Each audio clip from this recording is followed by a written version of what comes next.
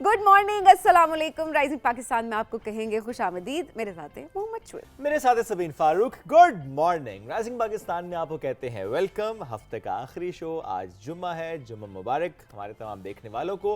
अल्लाह करे कि ये दिन सबके लिए बहुत रहमतों वाला, बहुत बरकतों वाला हो। और जब हम इस दिन की बात कर रहे हैं तो आज की तारीख की भी एक इम्पॉर्टेंस है। 29 नवंबर, ये नवंबर का मैं आखिरी फ्राइडे जिस पे आज हम ये शो कर भी रहे हैं, तो इसमें हमें नहीं भूलना चाहिए फ़लस्तीन को, नहीं भूलना चाहिए गज़ा में बसने वालों को, नहीं भूलना चाहिए जो फ़लस्तीन में जुल्म सितम हुआ, नहीं भूलना चाहिए कि जिस तरह से वहाँ पर 1948 के बाद से इसराइल ऑक्यूपेंसी है। चूँकि आज यूएन जो एक डे मनाता है, यानी यूनाइटेड नेशंस की तरफ से डे मनाया जाता है, international day for solidarity with फ़लस्तीनी पीपल। तो आज हम उसकी मुनासबत से बात भी कर रहे हैं। And I really wish and hope कि जो सबीन तकरीब होती है, जो बात होती है, सेमिनार्स होते हैं, वो अपनी जगह, लेकिन एक्चुअल जो वहाँ के हालात हैं उनको देखते हुए, जो एक्चुअली वहाँ पर इस वक्त हो रहा है उसको देखते हुए, जो इंटरनेशनल इदारे हैं, जो ताकतें हैं, उनका जो एक रोल है वो अदा होना एग्जैक्टली यूएन का बहुत बड़ा रोल है। और ऑब्वियसली अपनी अपनी कैपेसिटी में जो आवाज़ जिस तरह बुलंद कर सकता है वो कर भी रहा है। इवन अवाम की अगर हम बात करें तो अवाम भी अपनी पूरी कोशिश करिए सोशल मीडिया के थ्रू कि किस तरह से हम वहाँ पर जो जुल्म बर्बरियत हो रही है उसको हम किसी तरीके से जाने ना दें, हम हर तरह से उसको हाईलाइट करें अगर वो चीज़ हो रही है, सो दैट लोगों को पता लगे, दुनिया को पता चले कि वहाँ पर हो क्या रहा है।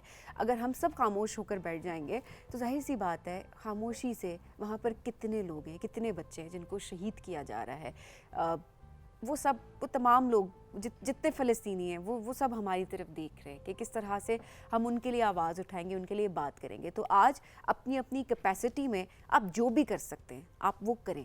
सोशल मीडिया के थ्रू कर सकते हैं, जिसकी जितनी इस्तिताअत है। ये मत देखें कि आपका एक छोटा सा एक्शन है उससे क्या होगा। हम सब मिलकर अगर थोड़ा थोड़ा करना शुरू करेंगे तो वो कुछ ज़्यादा बड़ा इम्पैक्ट क्रिएट कर सकता है। एब्सोल्युटली। ज़ाहिर बात हम फ़लस्तीन की कर रहे थे और ये बड़ा इंपॉर्टेंट है बिकॉज आज के दिन की मुनासबत से इस पर बात करना बहुत इंपॉर्टेंट था।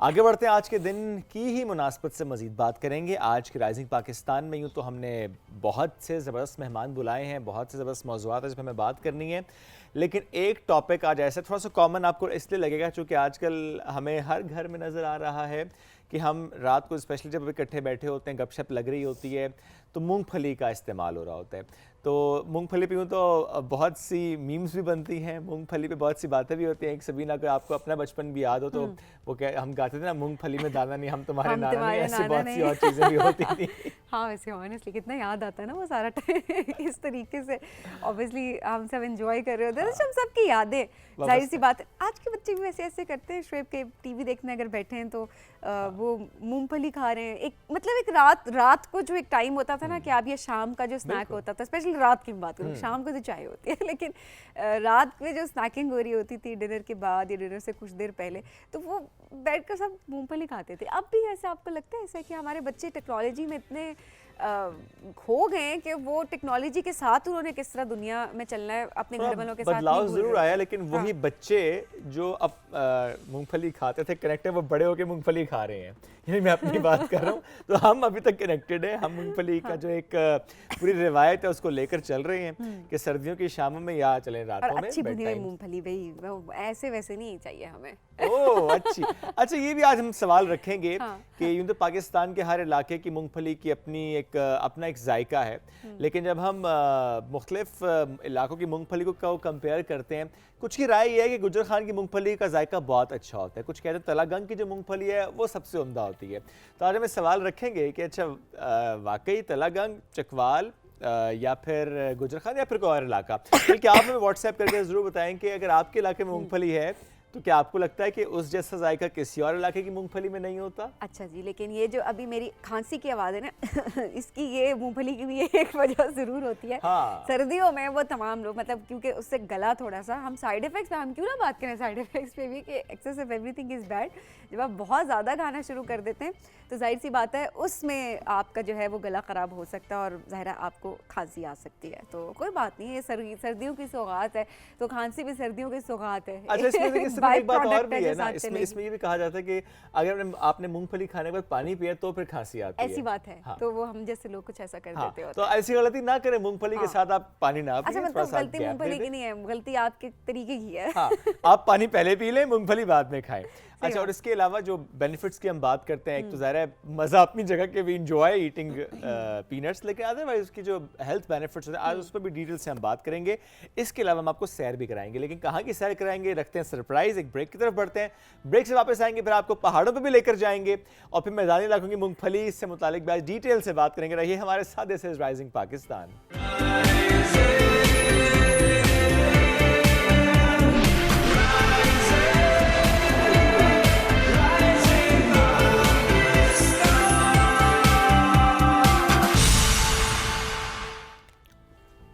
Welcome back to Rising Pakistan में आपको कहेंगे खुश आमदीद। आज हमने ये सोचा कि हमने किस तरीके से आप सबको ये इस बात पे कायल करना है कि आज आपने मूंगफली लाजमी खानी है, अगर आप मूंगफली नहीं भी खा रहे तो ठीक हो गया।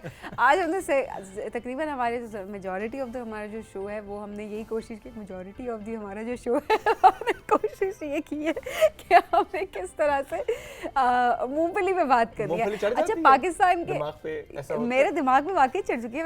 वैसे जो हमारे मेहमान हैं मैं उनसे पूछने वाली हूँ कि इस वक्त हमारे सामने मूंगफली क्यों नहीं पड़ी हुई है, वो मूंगफली क्यों नहीं अपने साथ लेके आए हुए, क्योंकि आज उनसे हम बात करेंगे कि किस तरह से पाकिस्तान में मूंगफली की प्रोडक्शन हम बढ़ा सकते हैं। अटक रिसर्च सेंटर में वो इस वक्त उसके वो हेड भी हैं, किस तरह से सीड रिसर्च है वो की जा रही है, टेक्नोलॉजी का इस्तेमाल किस तरह से किया जा रहा है और आलमी सतह पर हम किस तरह से इसकी मांग को बढ़ा सकते हैं। क्योंकि हम हमेशा बात करते हैं ना, पाकिस्तान तो एनरिच्ड है, आप ड्राई फ्रूट्स की बात करें या आप किसी और हवाले से भी बात कर रहे हो, लेकिन बात यह है कि हमने किस तरह से उसको एक्सपोर्ट मार्केट करना है, हमने किस तरह से आगे इसको बेचना है, सो दैट पाकिस्तान की चीज़ जो है वो पूरी दुनिया में जा रही है और हमारी मईशत से भी। और क्या हम इतनी छोड़ देते हैं कि हम एक्सपोर्ट भी कर सके? कंजम्पशन पाकिस्तान में कितनी पैदावार कितनी है, इस पर भी हम बात करेंगे, because we eat a lot. हमें ज्वाइन किया है डॉक्टर गुलाम नबी साहब ने, हेड हैं अटक मूंगफली रिसर्च सेंटर के। सर अस्सलाम वालेकुम, कैसे हैं आप? अल्लाह का शुक्र, अल्हम्दुलिल्लाह। वालेकुम अस्सलाम, आप कैसे? सर वैसे मूंगफली के बगैर हम अच्छे नहीं है, मतलब आप मूंगफली नहीं लेके आए, वो रिसर्च करते हैं, पैदावार नहीं करते। नहीं, पैदावार में मतलब ये था ना, बात करें मूंगफली पे तो मूंगफली भी कोई वैरायटी होती है ना डिफरेंट तरह की कि हम बताते हैं चाहिए मूंगफली के। वैसे कितनी वैरायटी है पाकिस्तान में मूंगफली की? पाकिस्तान में 5 से 7 वैरायटियाँ हैं जी जो अप्रूव्ड है। ओके, कुछ है यहाँ से चकवाल से, कुछ हमारी हैं, कुछ NARC इस्लामाबाद से हैं। ओके, अच्छा, चकवाल की, NARC की और आपकी, जी जी, 3 तरह की होगी। जी जी। सो ये थोड़ा डिफरेंस क्या है इन तीनों में? ये जो है ना, अटक में जो हमारी वैरायटीज़ हैं 3 हैं। ठीक है, वो अटक 19 है और फ़ख्रे अटक है, ठीक है, और एक तीसरी वो अभी अप्रूवल के आखिरी मराहल में है। अच्छा, ये काश्त वहीं होती है? जी, अच्छा, नहीं, ये पूरे पंजाब पोठोहार एरिया के लिए है। क्योंकि काश्त तो सिर्फ इधर ही होती है ना, फतेहजंग, तलागंग, चकवाल, गोजर खान। बिल्कुल जी। तो जो चकवाल की वैरायटीज़ हैं वो भी बेहतरीन वैरायटीज़ हैं। सही। वो बारी 16 के नाम से और फिदा 19 के नाम से और एक फ़ख्रे चकवाल के नाम से है।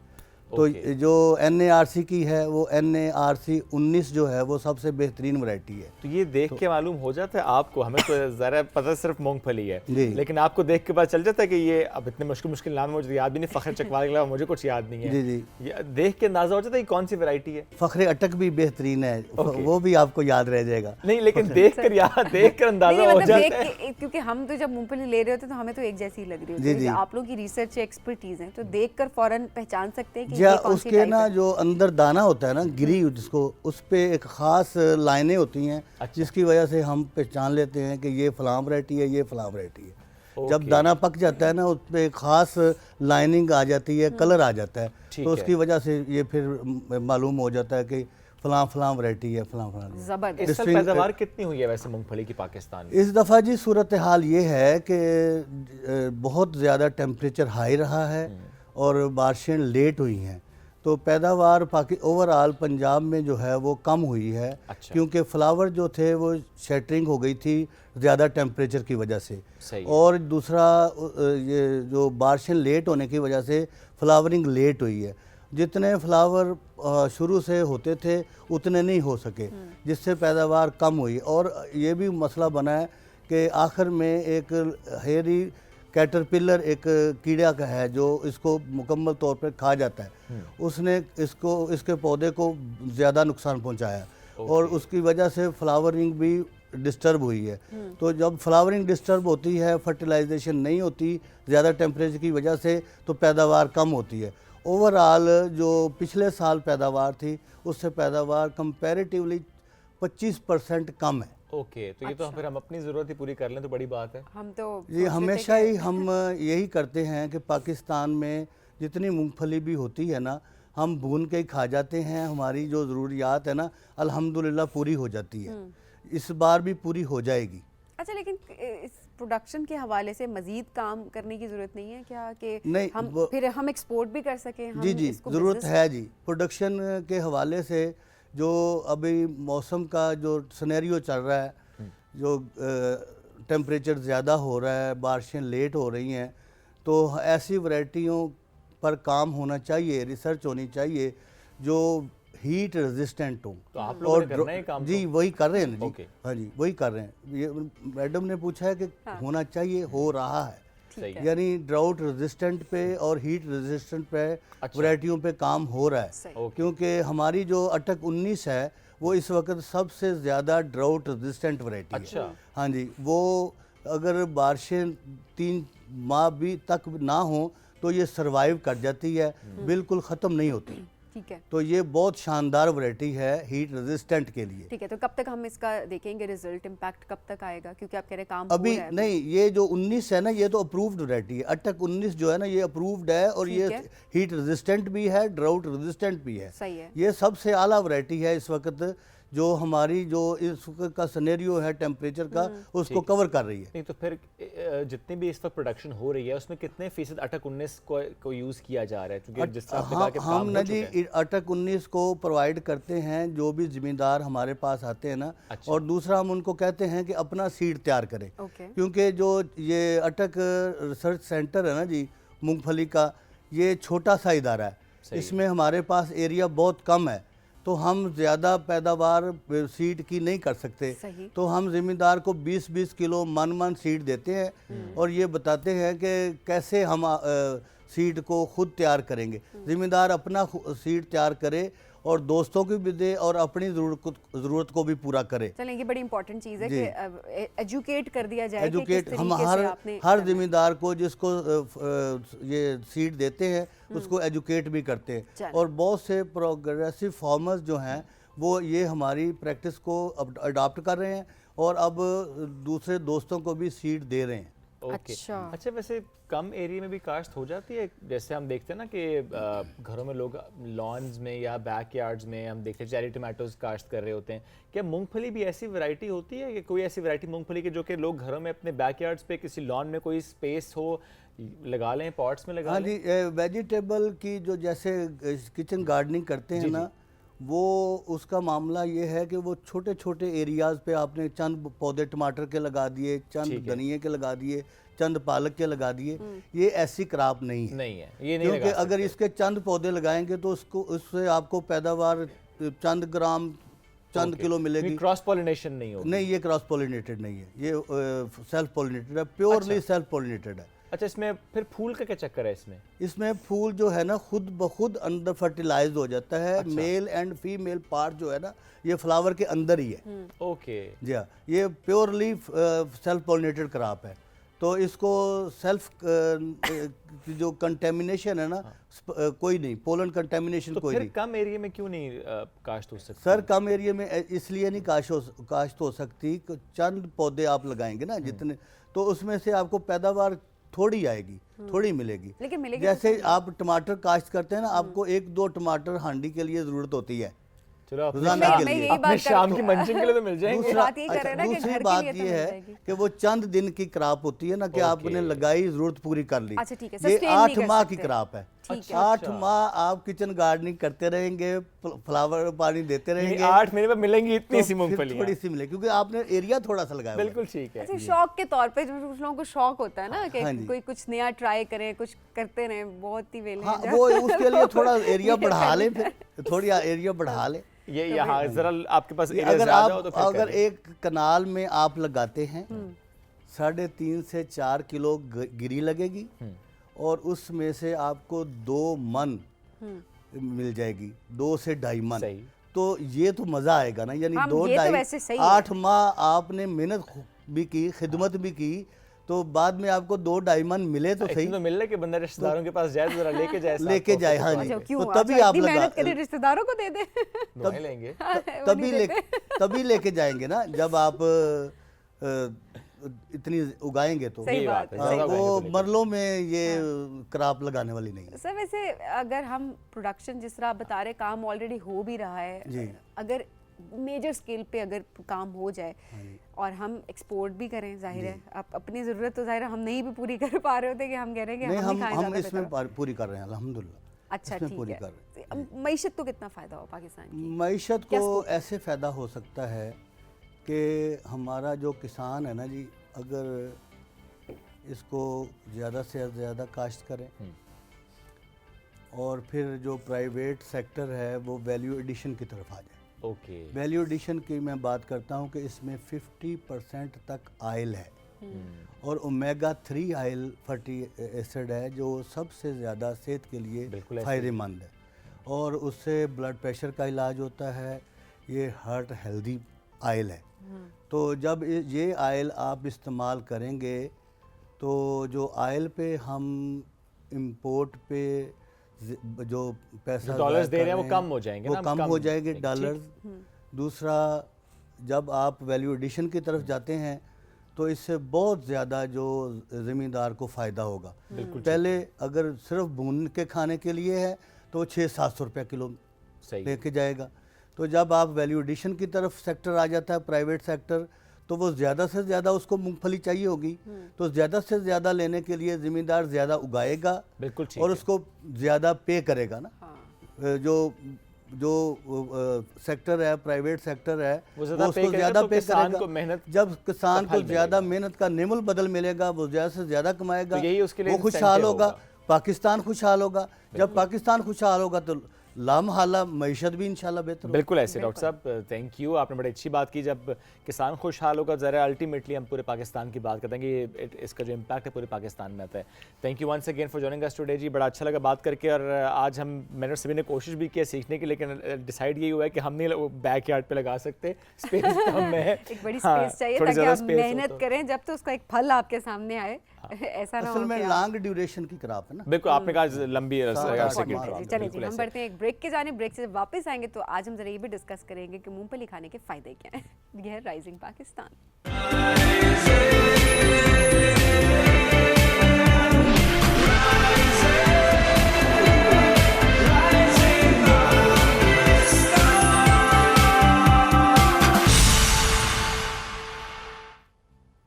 Welcome back. राइजिंग पाकिस्तान में एक बार फिर कहेंगे खुशामदीद। अब बुनियादी सवाल कि मूंगफली जिसमें दाना भी हो वो कितनी खाएं? मैं ये सोच रही हूँ, कह रहे हैं मूंगफली में दाना नहीं, हम तुम्हारे नाना ने। हाँ वो तो है, लेकिन फिर भी कितनी खाएं ये आज हमारा सवाल है। अरे जितनी खाए उतनी कम है, मूंगफली है, दिल भर के खाएं। है ना? मेरे जैसे लोग ये कह रहे हैं दिल के experts लिए ये नहीं कितनी कहते अच्छी है इस होंगे। पर भी बात करना इंपॉर्टेंट है। ये तो क्या दिल भर के खाएं, बिल्कुल, तो वही मैं बात दिल कर रही भरता हूँ। है? दिल नहीं भरता मूंगफली से, लेकिन बात वही है शुएब के एक्सपर्ट्स जो हैं जाहिर है वो हमेशा यही बात करते हैं कि excess of everything is bad. Yes. तो वो कितनी क्वांटिटी में खा सकते हैं, इसके फवाइद क्या हैं, इसके नुकसानात भी क्या हैं, कौन लोग हैं जिनको परहेज करनी चाहिए, बिल्कुल। और स्पेशली आज ओवरऑल ड्राई फ्रूट्स पे भी हम जरा बात करेंगे। आप भी हमें बताएं आपके इलाके में कौन सा ड्राई फ्रूट ज़्यादा फेमस है। ठीक है, मूंगफली अगर आप खाते हैं तो जो इकसाम की इससे पहले हम बात कर रहे थे कि ये इकसाम उसकी होती हैं, तो क्या आपको भी इससे पहले पता था कोई नई उसकी किस्म हो, तो वो भी हमसे ज़रूर आप शेयर करें। एब्सोल्युटली। डॉक्टर नौशीन ने हमें ज्वाइन कर लिया, न्यूट्रिशनिस्ट हैं। अस्सलाम वालेकुम, गुड मॉर्निंग। अस्सलाम वालेकुम एंड वेरी गुड मॉर्निंग। कैसी हैं आप? अल्हम्दुलिल्लाह। अच्छा, आपको पता है मूंगफली की वैरायटी के बारे में कि नहीं। चकवाल की अलग होती है, अटक की अलग होती है, तलगंग की अलग होती है? हमें तो नहीं पता था। फिदा पता नहीं, मैं तो आज नाम पहली दफा सुने ही इतने नहीं, सारे वो मैं सुन रही मूंगफलियों थी, बड़ा इन्फॉर्मेटिव था, लेकिन जनरली हमें ऑफ कोर्स नहीं पता चलता। जैसे एक टाइम होता है ना जिसमें कहा जाता है कि आम जो हैं वो इस मुल्तान की Yes. साइड का आम अलहदा है, इधर का अलहदा है, तो शायद इसी तरह मूंगफली भी आपकी डिफरेंट उसमें होती है। तो बेसिकली अगर हम मूंगफली की बात करें तो है क्या, एक नट है, सीड है, मनी seed. है, हाँ, जिसको हम बीज कहते हैं वो है। और इसकी वैसे तो ये अच्छा है, इसको फैमिली यूनियन सीड भी वो कहा जाता है नट। क्यों? क्योंकि जब आपने देखा है जब मूंगफली खा रहे होते हैं तो एक फैमिली दूसरा तीसरा सब इकट्ठे बैठ जाते हैं, दे स्टार्ट ईटिंग, तो वो एक फैमिली यूनियन सीड भी कहलाता है, ठीक है। ये बड़े मज़े की इसके बारे में एक इन्फॉर्मेशन है। अब होता क्या है कि सिंस इसका ठीक है ये नट है, इसमें हाँ गुड कोलेस्ट्रॉल है, लेकिन एक लिमिट से ज़्यादा आप खाएंगे तो ये आपके लिए बैड इफेक्ट भी हो सकता है, ठीक है। सो आप लें, ऑफ कोर्स इसमें मुख्तलिफ वाइटामिन आपको मिल रहे हैं, मिनरल्स मिल रहे हैं जो आपके लिए बेहतर हैं, बट इसकी बहुत ज़्यादा जो है वो मनाही है। दूसरी बात ये कि सीड है तो ये अगर आप बहुत ज़्यादा खाएंगे तो ये आपकी जो डाइजेशन है यानी कि आपका जो हाजमा है उसको भी ख़राब करती है, ठीक है। Other than that of course आपकी इम्यूनिटी को बिल्डअप करती है, आपके लिए इसके अंदर एंटी इन्फ्लेमेटरी यानी कि जिस्म में जो भी कोई एंटीऑक्सीडेंट एक चीज़ कहलाती है जो कि आपके जिस्म से गैर ज़रूरी मादनियात को निकाल देती है, आपकी इम्यूनिटी को बिल्डअप कर रही है, हार्ट हेल्थ के लिए अच्छा है। तो ये वो सारी चीज़ें हैं जो मूंगफली आपको प्रोवाइड भी कर रही है, बट जैसे सबीन ने कहा कि excess of everything is bad, आप एतदाल में इसको इस्तेमाल करें। एतदाल वैसे मैंने तो कहा ना, खाओ। मैंने बीच में कह दिया हल्के से मैंने ना हाँ शुल्ली छोड़ दी थी, वो डिस्क्लेमर बीच में चल पड़ा था जिसमें सबीन ने कहा कि वो उस जुमले का सबीन से ताल्लुक नहीं था क्योंकि ये कह रही थी एडवोकेसी करे, ज्यादा खाओ। मैं तो कह रही थी चले ना सर्दियों की सौगात है तो बस खाएं। एब्सोल्युटली, सो वो हीटर चलता है, साथ बैठे हैं, कप चाय का आ गया, तो वो सारी चीजें। आज वैसे हम ओपनिंग में यही डिस्कशन कर रहे थे डॉक्टर नौशीन, अब मैं आपकी राय भी इसमें जानना चाहूंगी। अब ये होता है, ये शायद हम अपने बचपन की बातें नहीं कर रहे थे, ये जो हम सब बैठ जाते थे, एक टीवी होता था घर में, फोन इतना ज्यादा फोन्स नहीं थे सबके पास, और सब बैठकर वो एक टाइम, फैमिली टाइम जो है वो एंजॉय कर रहे होते थे। अब डोंट यू थिंक कि चीजें थोड़ी सी बदलती हैं?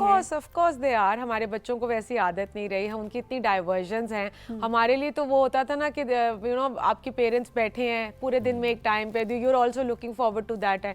अब उनकी एक अपनी लाइफ है, उनके पास अपना गैजेट है, और अब तो मूंगफलियां छिली हुई भी आ जाती है। हमारे ज़माने में बड़ी डिसरिस्पेक्ट है ये मूंगफली की वजह। अगर सारे अपने फोन पे लगे हुए हैं ना, एग्जैक्टली ये मूंगफली की अच्छा, इसकी एक और चीज़ है रोस्टेड, यानी कि जो नमक लगी हुई मूंगफली जो आपको मार्केट में मिलती है वो आपने ध्यान से खानी है क्योंकि उसमें सोडियम ज़्यादा है। तो वो आपके ब्लड प्रेशर को और आपके जो लिपिड यानी कि जो अगर ट्राइग्लिसराइड्स और ऐसी चीज़ें हैं उनको आपको अफेक्ट कर सकती है। तो रोस्टेड ग्राम्स जो है हम जनरली, रोस्टेड नट्स जो हैं वो जनरली मना करते हैं, हम कहते हैं रॉ फॉर्म में आपने लेना है। ज़्यादा बेहतर तो ये है बस भुने हुए खा लें, एग्जैक्टली, नमक उसमें ऐड ना करें, नमक ऐड ना करें, और जो रॉ उसका है वो ज़्यादा बेहतर है। ठीक है। और इसी की जो बहन भाई हैं नट्स वगैरह, वो भी आप जैसे कि मैं उसकी बात करूँ अखरोट की, मैं इसी कंपैरिजन पे आ भी रहा था। ये जो बहन भाई की आपने जिक्र कर दिया, मूंगफली और as compared to the other nuts, इसमें हम बादाम भी देख रहे हैं, काजू भी देख रहे हैं, वॉलनट्स भी देख रहे हैं, जो कि थोड़े से महंगे हैं एज कम्पेयर टू पीनट्स।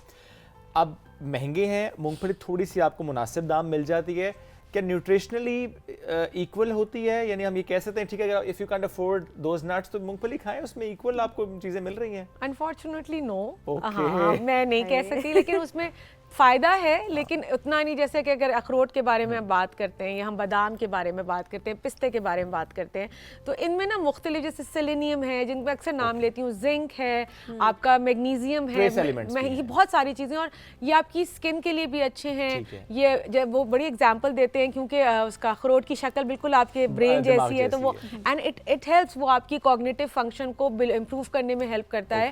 कहते हैं बादाम और अखरोट जो है तो ऐसे वो है जो कि एल्डरली एज में जो आपकी मेमोरी डिक्लाइन कर रही होती है वो बड़ा हेल्प करती है उनको। इसी तरह बच्चों को भी अगर आप बादाम शुरू में देना शुरू करें तो they are also very helpful. एक बल्कि स्टडी हुई थी जिसमें उन्होंने देखा कि पिस्ता और हेज़लनट, इन्होंने दो चीज़ें 6 महीने तक एक पेशेंट को दी, तो उनकी जो लिपिड प्रोफाइल थी वो बहुत बेहतर हो गई। हाँ, लेकिन ये नहीं था कि खाने से, लेकिन वो एक कंट्रोल्ड इन्वायरमेंट में उन्हें दिया गया और उसको ऑब्जर्व किया गया जिससे वो होता है। सेकेंडली, अभी एक बात हम कर रहे थे, जिन पेशेंट्स की इम्यूनिटी लो होती है उनके लिए नट्स बहुत हेल्पफुल हैं क्योंकि उसमें प्रोटीन्स भी है, उसमें कार्ब्स भी हैं, उसमें फैट्स भी हैं, और मैंने भी इससे सारे मिनरल्स का भी नाम लिया, विटामिन्स का भी नाम लिया। तो ये सारी चीज़ें जो हैं वो उन पेशेंट्स को इम्यूनिटी बिल्डअप करने में उनको हेल्प करते हैं, और ऐसे छोटे बच्चों के लिए भी बहुत ज़रूरी है क्योंकि जो बच्चे बहुत फ्रीक्वेंटली बीमार हैं, अभी आप देख रहे हैं इस्लामाबाद में चेंज ऑफ सीजन हो चुका है, हार्डली हैड वन रेन, तो वो मौसम जो है वो बहुत ज़्यादा चेंज हो रहा है, तो ये चीज़ें आपको इम्यूनिटी बिल्डअप करने में हेल्प कर सकती हैं। अच्छा डॉक्टर साहब, मूंगफली की जब बात करें तो जिन लोग डायबिटीज़ के जो पेशेंट्स हैं, क्या उनके लिए भी रिकमेंडेड है? अगर है तो वो कितनी मिकदार में? अच्छा देखो, अगर नट्स की हम ओवरऑल बात करें ना, क्योंकि ये भी ऑफ कोर्स नट्स में आ जाती है, तो आपने हैंडफुल करना है। डेली खा सकते हैं? डेली खा सकते हैं, हैंडफुल नहीं करना है, ये मैसेज है। हैंडफुल करना है, ऐसे थोड़ी हैंडफुल आती है नहीं। हाथ में। यही तो थी, यही ऐसे नहीं आ सकते। ऐसे ज़्यादा मजे की फिर वजह डालेगा कौन, फिर हम एक और बंदा ले। लेकिन generally this is what is recommended. मेरी ट्रस्ट मी, ये 10 से 12 आपके हाथ में से ज़्यादा नहीं आएंगे। ये जो हम भर के लेते हैं, दिस इज द थिंग जो कि आपको अफेक्ट करती ठीक है। है। डायबिटिक पेशेंट्स को क्यों? क्योंकि इसमें फाइबर ज़्यादा है। तो जब हमें डायबिटिक पेशेंट्स को हमें चाहिए, क्योंकि ब्लड शुगर लेवल्स कंट्रोल, तो फाइबर उसमें करता है और उनकी भूख को भी कंट्रोल करता है, तो इसकी वजह से उनकी शुगर भी कंट्रोल में रिकमेंडेड है। Yes, और yes, जिस तरह इससे पहले स्ट्रिप कह रहे थे हार्ट पेशेंट्स, उनके लिए भी एब्सोल्युटली। रिकमेंडेड मैंने भी जैसे आपसे बात की कि जब वो रिसर्च हुई थी तो उसमें यही था कि जब वो रिपेयर हुई तो ट्राइग्लिसराइड्स बेहतर हुए, तो उनकी जो हार्ट हेल्थ है वो भी बेहतर होना शुरू हो ओके, गई थी। Coming back to the peanuts. जी। अगर पीनट्स में प्रोटीन भी है और फैट्स भी है, हमारी जो डेली रिक्वायरमेंट होती है प्रोटीन इनटेक की या फैट्स की, कितने % हम पीनट से ले सकते हैं? It's a good source. It is a good source, but again वो उतनी आपको, क्योंकि अगर आपका सपोज प्रोटीन की रिक्वायरमेंट कितनी है, ठीक है, जैसे सपोज अगर आपका वजन 80 किलो है तो आपको 80 ग्राम ऑफ प्रोटीन्स चाहिए, ठीक है। अब 80 ग्राम आप नट से नहीं ले सकते, वो बहुत ज़्यादा हो जाएगा, ठीक है। तो आपने दालें भी देख ली, उसमें मुर्गी, मछली, दही, अंडा, 20-30% ले लें या 20-30% आप उसमें से ले सकते हैं, लेकिन बाकी जो है आपने कोशिश करना है कि आपने एग्जैक्टली आपने सिर्फ पीनट से नहीं पूरी करनी है, क्योंकि उसमें इतना ज़्यादा है भी नहीं, इतना सा तो नट है। अब सोचो उससे आप पूरी करेंगे। तो तो कह रहे थे डॉक्टर साहब ज्यादा खाएं, गुंजाइश निकालें। आप मान नहीं रहे, आपके पराठों की तरह मैं ये भी हाँ एग्जैक्टली वो चलेगा। डॉक्टर नौशीन ने कहा था जी, शोएब ने कहा था कि ये दोनों मुट्ठियां भर के आपने करना है, खाना है। आपने कहा था हैंडफुल ऑफ नट्स, उन्होंने हैंड्सफुल ऑफ नट्स। अब पता 3 चले लोग कि- हैं, एक आपका हैंडफुल, एक सबीन का हैंडफुल, एक मेरा हैंडफुल, ये 3 तो मेरे हो गए। 3 आपके हो गए, मतलब 3 नहीं बल्कि 6 हो गए ना हम 6 हो सब। गए। सही बात है, हम ऐसे करके लेंगे ना। एब्सोल्युटली। तो ये है, लेकिन ये क्योंकि हम इस चीज़ को समझ नहीं पाते, हमें एक चीज़ लगता है कि इससे फ़ायदा है तो उसको हम बहुत ज़्यादा खाना शुरू कर देते हैं। तो एतदाल इज़ मस्ट हर चीज़ का, क्योंकि ये एब्जॉर्प्शन में भी आपको मुश्किल, क्योंकि बीज को डाइजेस्ट करना मुश्किल काम है। अगर आप इतना सारा लेंगे तो वो उसकी जो आपका गट है, यानी कि जो आपका हाजमा है, वो अफेक्ट होना शुरू हो जाता है। अच्छा डॉक्टर साहब, काफ़ी सारे लोग ये भी शिकायत करते हैं कि जब वो ड्राई फ्रूट्स खाना शुरू करते हैं, चाहे वो थोड़ा ड्राई फ्रूट क्यों ना खाएं, उनको एक्ने भी होना शुरू हो जाती है। इसकी क्या रीज़न होती है? अच्छा, इसकी 2 चीज़ें हैं इसमें। सिंस हमारा तो बड़ा कॉन्सेप्ट है ना गरम ठंडे का, well for me the concept is you are allergic to it, ठीक है। आपकी बॉडी उसको रिएक्ट कर रही है, जब आपकी बॉडी उसको रिएक्ट कर रही है तो मुख्तलिफ तरीके से आपको नज़र आएगा, या आपको हज़म नहीं होगा, या आपकी एक्नी आना शुरू हो जाएगी, या आपको मुश्किल लगेगा, यानी चीज़ें ऐसी हैं कि मुंह में अल्सर्स बनते हैं। एब्सोल्युटली मुंह बनते पकता है, बिल्कुल बिल्कुल। तो वो आपके मैदे में जाके आपको इरिटेट कर रहा है, जिसकी वजह से आपको अल्सर्स बनना शुरू हो जाते हैं।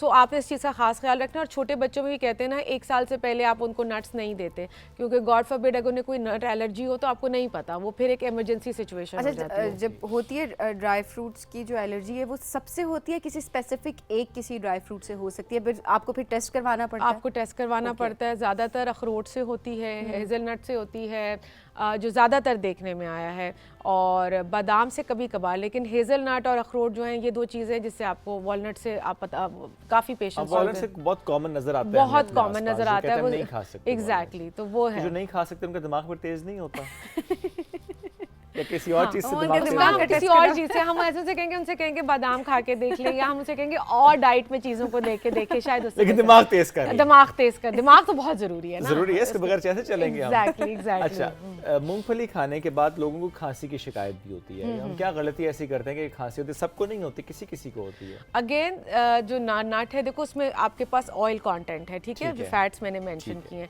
सो जब आप पानी लेते हैं sometimes it irritates your throat, ठीक है, और ये भी अगेन शोएब डिपेंड करता है कि आप एलर्जिक हैं कि नहीं है, तो वो एलर्जी को एग्रीवेट कर देता है। वो आपने जैसे बात मेंशन की कि बहुत सारे लोगों को नहीं होता, लेकिन बहुत से लोगों को होता भी है, तो ये आपको खुद ही समझ आ जाती है कि वो, लेकिन समटाइम्स इट्स जस्ट वो एक फैमिली में होते हैं तो वो मिथ बन जाती है, पानी नहीं पीना नट्स के बाद। हाँ, ये पानी वाली बात है, लोग बहुत कहते हैं कि चूंकि आपने मूंगफली के बाद पानी पिया था इसलिए आपको कफ हुई है।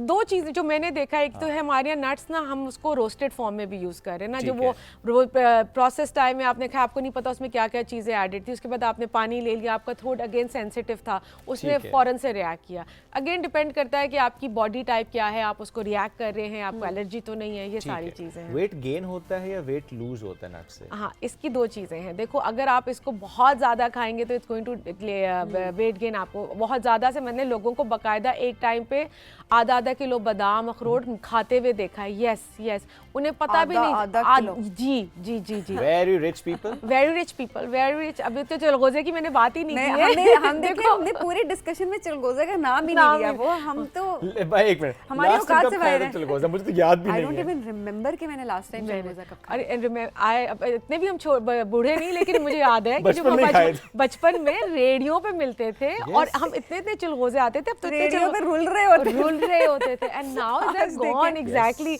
हमें याद है। और मुझे अल्लाह जन्नत नसीब करे मेरे वालिद को, उन्हें पता था कि हमें मुश्किल लगता था ना वो खाना, तो वो उसको तोड़ के तो ढेर सारे ना जमा करके हमारे लिए रख देते थे।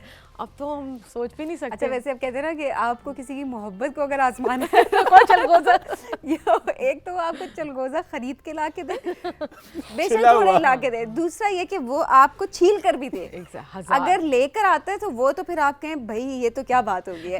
लेकिन अगर कोई छील के देता है ना, फिर तो वाह वाह वाह, आप शक नहीं कर सकते उसको उसके प्योर आपसे मोहब्बत है। बस आज से जो मोहब्बत का वो है ना लेवल, इसी से चेक होगा कि सही कितने बात है। चलगोजे वैसे हमने खाए। ये एक हमने बता दिया, देखिए हम क्या मूंगफली डिस्कस कर रहे थे सीरियसली, लेकिन ये हमें चेक करना चाहिए कि हमारे पास इतना चलगोजा होता था ना सडनली कि हमने क्या मिस कर दिया। आई एम श्योर हमने कुछ मिस किया है जो now vanish from our country. हमारे पास बड़े बागात थे, बागात। स्पेशली बलूचिस्तान में। Exactly. लेकिन रिसेंटली हमने देखा भी चंद साल पहले वहाँ पे जिस तरह के आग लगने के वाकयात और चलगोजों के दरख्त, बेतहाशा दरख्त जो जल गए। ज़रा हमारे रिसोर्सेज खराब भी हुए, हमने खुद भी किए हैं, थोड़ी सी हमारी अपनी गलतियाँ कोताहियाँ भी हैं। तो इसलिए हम देख रहे हैं जो पहले महंगा था अब नायाब होता चला जा रहा और है। नायाब, और लोग उससे अपनी मेडिकेशन बना रहे हैं और करें जो हम नहीं कर सके। दिस इज लाइक लम्हा फिक्रिया फॉर अस कि हम एक चीज़ है यहाँ जो पर प्रोडक्शन माशाल्लाह हम देख रहे थे कि हमारा कितना एनरिच्ड है हमारी लैंड, और उसको हम उस तरह से यूटिलाइज ऑब्वियसली। अब इससे पहले भी हम डिस्कस कर रहे थे हम कैसे बेहतर करें, तो वही बता रहे थे साहब जो आए थे, वो यही कह रहे थे कि हम बेहतरी की कोशिश करेंगे, प्रोडक्शन भी किस तरह बढ़ाई जा सके, टेक्नोलॉजी का किस तरह से इस्तेमाल किया जा सके, सो दैट प्रोडक्शन बढ़ सके। बिल्कुल एब्सोल्युटली। डॉक्टर साहब पीनट बटर पे आ जाते हैं, आ जाए। इसकी क्या बेनिफिट्स हैं? अच्छा, पीनट बटर जो है वो, ये बात याद रखना कि पीनट भी है और इसमें बटर भी है। Yes. पीनट में अगेन कोलेस्ट्रॉल लेवल ज़्यादा है और आप बटर भी इसमें रहे हैं, तो रेकमेंडेड जो है ना कि आप उसको 1 टीस्पून से ज़्यादा नहीं इस्तेमाल करें। 1 टीस्पून? अच्छा, पहली बात तो ये कि peanut butter is a process thing, ठीक है। Yes. हम कोई ताज़ा तो नहीं बना रहे हो, जो लोग घर में बना, I know people in Islamabad जो कि ताज़ा पीनट बटर बना रहे हैं। यस यस यस, लेकिन अब आप बाहर से खरीदते हैं तो उसमें इतने प्रोसेस चीज़ें, सारी चीज़ें एडेड है, तो आप पीनट बटर इस्तेमाल करें, लेकिन इस बात का खास ख्याल रखें कि उसमें बटर भी और पीनट भी है, दोनों चीज़ों का कॉम्बिनेशन है। अगर आपकी गॉड फॉरबिड कोई ऐसी हिस्ट्री है जिसमें आप हाइपरटेंसिव यानी कि आपको ब्लड प्रेशर हाई है, यानी कि आपके लिपिड यानी कि ट्राइग्लिसराइड्स, कोलेस्ट्रॉल हाई है, तो आपने पीनट बटर देख के इस्तेमाल करना है। Peanut butter otherwise is a healthy thing, but again अगर उसका ज़्यादा इस्तेमाल हो, क्योंकि आई हैव सीन, अगेन आप कहोगे पूरा जार पकड़ के चमचे से पीनट बटर खाया जा रहा है। बच्चे भी खा रहे होते हैं। एब्सोल्युटली एब्सोल्युटली, तो ये क्या है, और सिर्फ ये दिल कैसे नहीं भारी होता, मतलब। और वही चीज जो है आपको ओबेसिटी, मोटापे की तरफ लेके जा रही है। अच्छा, मैं ये देख रही होती हूँ कि वेट लॉस के लिए जब डाइट दी जा रही है तो नाश्ते में पीनट बटर रिकमेंडेड होता है कि बट 1 टीस्पून है ना सबीन, 1 टीस्पून और पूरा जार पकड़ के खाने में बहुत फर्क है। नहीं, वेट गेन में भी दिया जाता है पीनट बटर। ऑफ कोर्स दिया जाता है, मिल्क शेक्स में आप डाल, आप पता है आप कॉम्बिनेशंस डिफरेंट कर देते हैं। हर चीज है जिसका कॉम्बिनेशन डिफरेंट कर दो तो उसका इंपैक्ट आपकी बॉडी। अब पीनट बटर को आप मिल्क के साथ लोगे तो is going to lead you to weight gain. Peanut butter आप ब्रेड के साथ ले रहे हैं, ब्राउन ब्रेड है, और बिल्कुल कंट्रोल पोर्शन में ले रहे हैं, तो आप अपना वेट मेंटेनेंस या वेट लॉस की तरफ जा रहे हैं। डिपेंड कर रहा है कि आप उसको किस कॉम्बिनेशन में ले रहे हैं और किस तरीके से आप उसको इस्तेमाल कर रहे हैं। सो मेरी प्रैक्टिस में ये दोनों चीज़ें शामिल हैं, लेकिन यूज़ कैसे करना है ये बताना पड़ता है हमें। ये बड़ी अहम बात है। एक ही चीज़ है, हाँ। आपको वेट लॉस की तरफ भी लेके जा सकती है, वेट गेन की तरफ ले जा सकती है, डिपेंड्स आप उसे खा कैसे रहे हैं। एब्सोल्युटली। डॉक्टर साहब, thank you so much for joining us My today. pleasure. बात मूंगफली से शुरू हुई थी, बाकी नट्स पे भी गई। हमारी कोशिश ज़्यादा आज मूंगफली को एक्सप्लोर करने की ही थी, लेकिन चलें, ये तो हमने बात करी नट्स की, और चूंकि बात इस मौसम की हो रही है, हर इलाके का ना मौसम जब उसकी हम बात करते हैं बड़ा मुख्तलिफ, बड़ा मुनफरद होता है। उसकी ख़ज़ां भी अलग होती है, उसकी बहार भी अलग होती है। तो आज हम आपको सैर कराने जा रहे हैं, जैसे मैंने आप प्रोग्राम के आगाज़ में कहा था, पहाड़ों पे आपको लेकर हमने जाना है। चूँकि वीकेंड भी है ना, आप you can plan if you can, चूँकि यू नेवर नो कि 2 दिन में आप जा सकते नहीं जा सकते, बिकॉज समटाइम्स वो इलाका दूर होता है। सो कुमराट लेकर चलते हैं सभी। वहाँ की वाटरफॉल भी बहुत खूबसूरत है, वहाँ के नज़ारे बहुत प्यारे हैं। रास्ता थोड़ा सा तवील है, आप कुमराट कलाम की तरफ से भी जा सकते हैं और आप दीर की तरफ से भी जा सकते हैं। इट्स वर्थ इट ना, इट्स वर्थ इट। तो मिलकर जरा देखते हैं। चलें, चलते हैं Kumrat.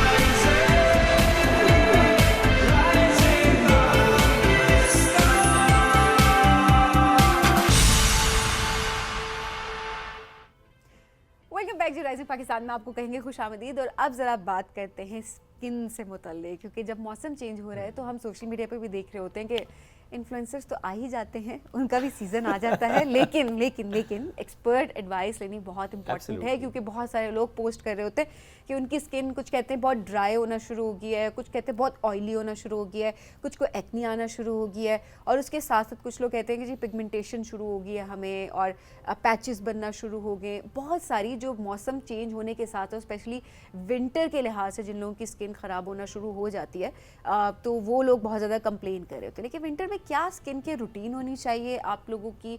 Then obviously we going to discuss कि क्या किस स्किन टाइप पे क्या चीज़ सूट करती है। अन्य वह चीज़ें नहीं इस्तेमाल करते कि बस फलाने ने पोस्ट कर दिया, आपकी फेवरेट इन्फ्लुएंसर थी या उसने वो पोस्ट कर दिया और आपने भी वही पोस्ट कर देना है। वो फिल्टर लगा हुआ है जो आपको दिखाया जा रहा है, उनको पैसे मिल रहे हैं प्रोडक्ट बेचने के, और उसके बाद ज़रूर वो प्रोडक्ट यूज़ करें अगर आपके डर्मेटोलॉजिस्ट अगर सूट करती है और आपके डर्मेटोलॉजिस्ट आपको वो रिकमेंड करते हैं। और if not the filter Sabeen, हो सकता है किसी की स्किन वाकई बहुत अच्छी हो बट उसकी नेचुरली भी अच्छी हो सकती है। एग्जैक्टली, अब जरूरी तो नहीं कि किसी की स्किन अच्छी है तो आप कहें कि चूंकि ये फलाना प्रोडक्ट इस्तेमाल करता है करती तो बस मैं भी इस्तेमाल कर लूँ। Please don't do that. आपकी स्किन टाइप डिफाइन करते हैं कि आपने क्या रूटीन रखनी है और क्या इस्तेमाल करना है। हाँ, कुछ जेनेरिक रूटीन जरूर हो सकती है, बट जब हम स्पेसिफिक्स पे जाएंगे तो वो फिर स्किन टाइप पे डिपेंडेंट होती है। इसी मौजूद पर आज हम मजीद बात करेंगे। हमें ज्वाइन की डॉक्टर शाहना शाहिद, डर्मेटोलॉजिस्ट हैं। अस्सलाम वालेकुम जी, कैसी हैं आप? अस्सलाम वालेकुम, अल्लाह का शुक्र। आपकी अपनी स्किन रूटीन क्या होती है? मेरी तो बहुत सिंपल है। मैं बेसिकली तो ये कि आप रेटिनॉल, एक ख़ास एज होती है ना 35, जब आप क्रॉस कर लेते हैं तो आप रेटिनॉल को यूज़ करते हैं। मैं इवनिंग में रेटिनॉल अपना बेस सीरम है, ऑल्टरनेट नाइट पे। और अगर मुझे एक्नी हो तो मैं एक्नी भी रात को ही सीरम यूज़ करती हूँ, और सुबह सन ब्लॉक। और अगर जैसे सर्दियाँ, आपने वो बात की ना कि मौसम चेंज हो रहा है और हार्श वेदर हो रहा है, बेसिकली होता ये कि हमारा ट्रांस एपिडर्मल वाटर लॉस उसे कहते हैं, कि आपने पानी तो पी नहीं रहे हैं। गर्मियों में हम पानी पी रहे होते हैं, सर्दियों में ये होता है कि हम पानी पी नहीं रहे होते हैं और स्किन ड्राई हो रही होती है। तो वहाँ से ना हमारे स्किन की जंक्शंस होती हैं, उधर से पानी एवेपोरेट होने लग जाता है और फिर डिहाइड्रेशन हो जाती है। तो सुबह ज़रूरी है कि आपका कोई ना अच्छा सा, जैसे अगर मेरी एक्नी प्रोन स्किन है तो मैं hyaluronic acid base serum use करती हूँ मैं मॉइस्चराइज़र के तौर पे। मैं इतना थिक मॉइस्चराइज़र यूज़ नहीं कर सकती क्योंकि वरना फिर मुझे एक्नी हो जाती है, पोर्स आपके क्लॉग हो जाते हैं बिल्कुल, फिर ऑयल ग्लैंड्स और हाइपर एक्टिव हो जाते हैं। डॉक्टर साहब, अभी जो इससे पहले भी आप जो जिक्र कर रही थी कि रेटिनॉल का इस्तेमाल, अब आपने 35 प्लस का, मैं बड़ी हैरान हुई। उसकी वजह ये है, हम अपनी बच्चियों को देख रहे हैं कि टीनेज में रेटिनॉल का इस्तेमाल कर रही हैं और 20 क्रॉस कर ली तो देर लाइक अब तो बस 25 आप देख रहे होते हैं। 25 के बाद तो ऐसे ऐसे वो लेयर्स लगा रही होती है रेटिनॉल के। बिल्कुल ऐसा ही है। सो ये क्या इसकी कोई स्पेसिफिक वाकई एज होती है और क्या साइड इफेक्ट्स होते हैं? बेसिकली पता है रेटिनॉल जो है ना उसके बहुत साइड इफ़ेक्ट्स हैं। नंबर 1 ये कि लोगों को पता होना बहुत ज़रूरी है। एक तो ये कभी भी सुबह के टाइम पे ना लगाएं क्योंकि वो स्किन को एक्सफोलिएट करता है, मतलब स्किन को समझे झाड़ता है ना, तो स्किन आपकी सूरज की शुआओं से ना डैमेज हो सकती है। तो सुबह तो कभी नहीं लगाना, आपने शाम को लगाना है। प्लस वो एज वाली बात आ जाती है, एज 20 में बिल्कुल रेटिनॉल ऐसा हम मना तो नहीं कर सकते, जिनको यूज़ कर सकते। रेटिनॉल थोड़ा सा माइल्ड रेटिनॉइड है। रेटिनॉइड विटामिन ए के ना, जो विटामिन ए है उसके डेरिवेटिव्स में आता है। तो रेटिनॉल ये करता है कि वो एंटी एजिंग है, एक्नी के लिए भी यूज़ होता है। तो हम डिफरेंट फॉर्म्स में रेटिनॉइड्स दे रहे होते हैं, लेकिन फॉर एज स्पेसिफिक अगर बच्चियाँ यूज़ करेंगी 20 और टीन्स तो बिल्कुल नो, और जो 20s भी नहीं, आफ्टर 30 यूज़ कर लें वो बेहतर है इंस्टेड। और तरीके कार वही है, ऑल्टरनेट। और प्लस अगर चाइल्ड बेयरिंग एज में है, अगर आपकी शादी हुई हुई है और आपने बेबी प्लान करना है तो रेटिनॉइड्स का बिल्कुल क्रॉस है, बिल्कुल आपने यूज़ नहीं करना। हाँ, अच्छा, वो जो ओरल बेबी में आप जो ले रहे होते हैं, ओरल भी और लगाने वाले, एवरीबॉडी नोज, में नाम नहीं लेना चाहूंगी, बट खुद से भी वो दवाई एक्नी के लिए इस्तेमाल की जा रही है। एग्जैक्टली। और ब्यूटी पिल के तौर पे ना लोग ऐसा ले लेते हैं कि हमारे 3 मंथ्स में एक्नी ख़त्म हो जाएगी, लेकिन उसमें ये है कि बच्चे अल्लाह ना करे आगे पैदा हो तो वो डिफॉर्मिटीज़, मतलब लेग डिफॉर्मिटी होगी या हाथ की या चेहरे की डिफॉर्मिटी। बहुत इंपॉर्टेंट है कि चलें ये तो समझ आती है कि आप नॉर्मली प्रेगनेंसी में हम देखते हैं कि आप दवाइयाँ नहीं इस्तेमाल करते, आपके आसपास सब बता भी रहते हैं कि आपने कोई मेडिसिन नहीं लेनी, इवन सिंपल पैरासिटामोल भी मना कर रहे होते हैं। लेकिन जो सीरम आप अप्लाई स्किन पे करें, आपने कहा कि वो भी प्रेगनेंसी में खतरनाक वो बिल्कुल खतरनाक है। और बाहर देखिए ये इस तरह मिलते भी नहीं है। अगर आप पाकिस्तान में तो आप काउंटर्स पे पड़े हुए रेटिनॉल सीरम्स मिल जाते हैं, ऐसे मिलते हैं।